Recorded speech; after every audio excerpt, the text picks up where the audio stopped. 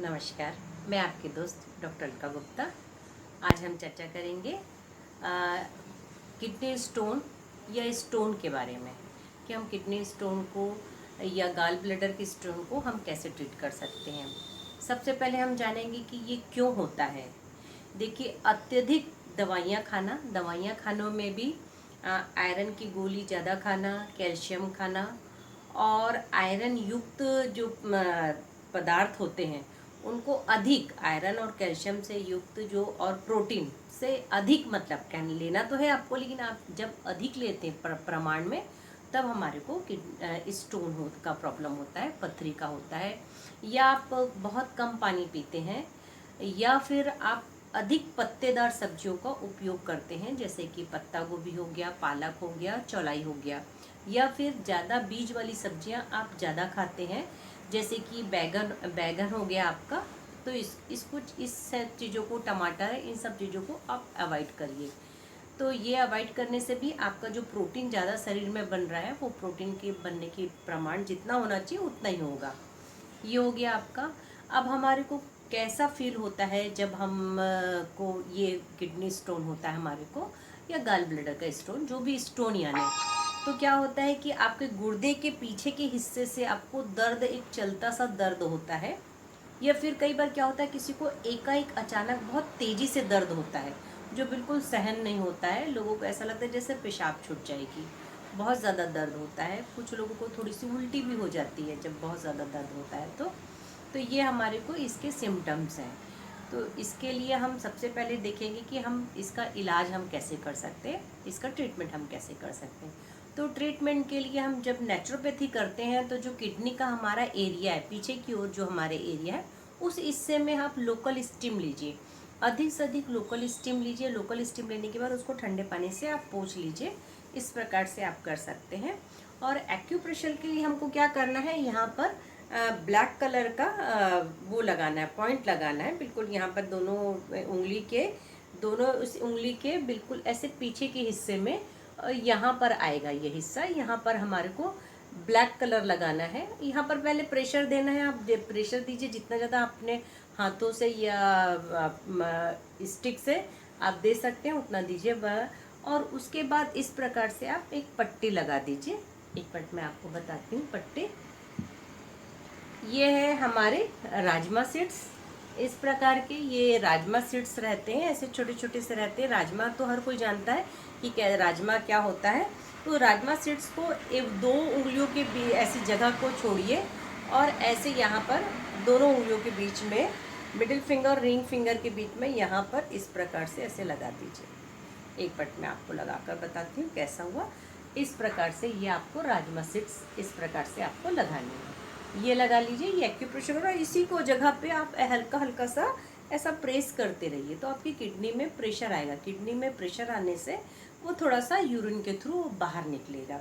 लेकिन बस इतने याद रखिए कि किडनी का अगर आपका जो स्टोन है वो अगर बहुत बड़ा है तो बहुत मुश्किल है, दिक्कत वाली बात है। बहुत ज़्यादा इस चिकित्सा पर ध्यान ना देकर अपने डॉक्टर से कंसल्ट करिए।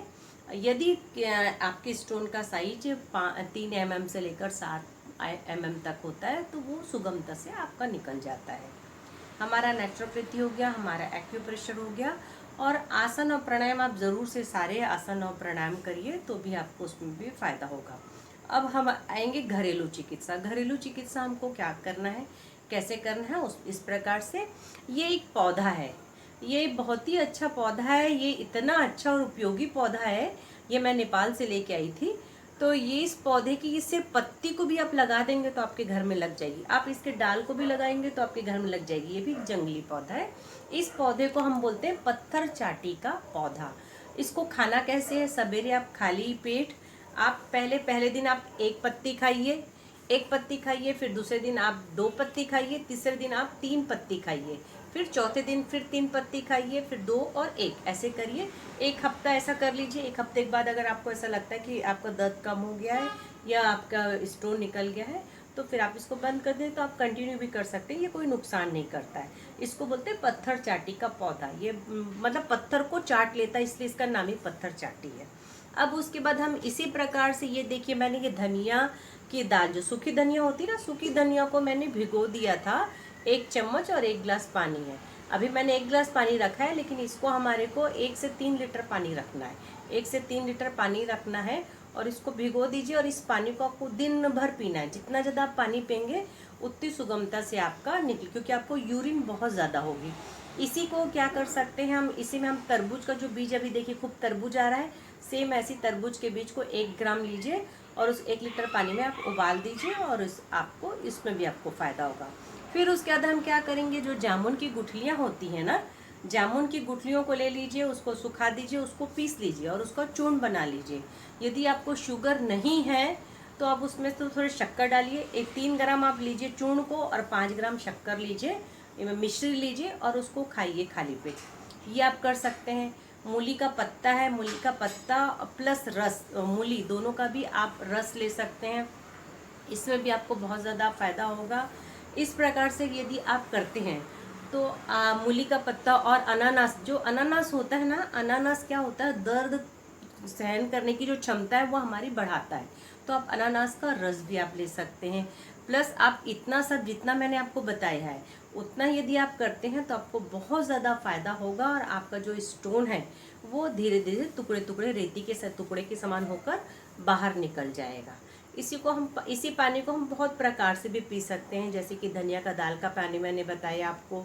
इसी पानी में आप क्या नाम से आंवले का पानी को भी आप कर सकते हैं तो इस प्रकार से ज़्यादा बताने से आप कंफ्यूज होंगे। इतना ही आप करिए तो आपको बहुत फ़ायदा होगा। आप ज़रूर से करिए, आपको फ़ायदा होगा, और आप खुद भी करिए, दूसरों को भी बताइए। दूसरों को बताने से भी उनको फ़ायदा होगा। और अगर सपोज़ किडनी स्टोन नहीं है तभी भी ये पानी आप पिएंगे ना तो आपकी बॉडी क्लीन हो जाएगी। Thank you so much. आप इस प्रकार से मेरा वीडियो देखते रहिए। धन्यवाद।